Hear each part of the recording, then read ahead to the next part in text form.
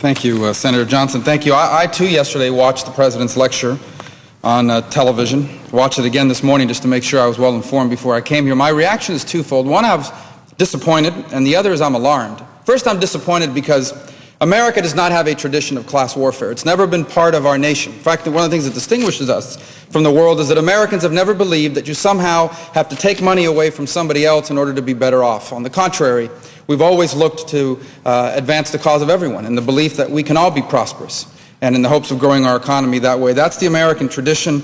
That serves our nation well. Fortunately, you wouldn't know that from the speech yesterday. A rhetoric that, quite frankly, was deeply disappointing. The idea that if we raise taxes, as the President said, on millionaires and billionaires, raise taxes on oil companies, raise taxes on owners of private jets, that somehow is going to make a difference in America's debt in terms of having a real impact is not only misleading, I think, quite frankly, it's disappointing. It's class warfare, and it's the kind of language that you would expect from a leader of a third world country, not the President of the United States. But I'm also alarmed and worried about the speech because I think from it you can only take two things.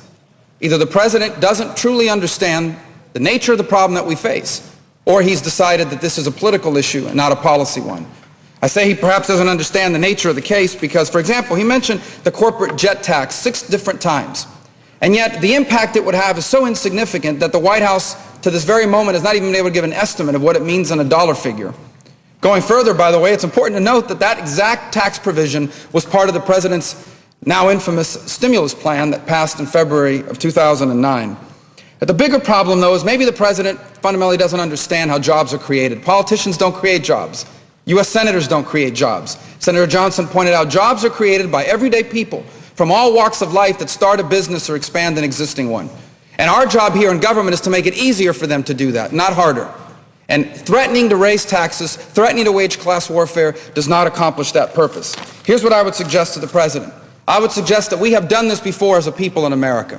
Things like a simpler tax code. People around here are in favor of tax reform. A simpler tax code, a manageable and sane regulatory environment. And of course a government that doesn't spend money it doesn't have. These things have worked before and they will work again, and I urge the President to lead us in that direction.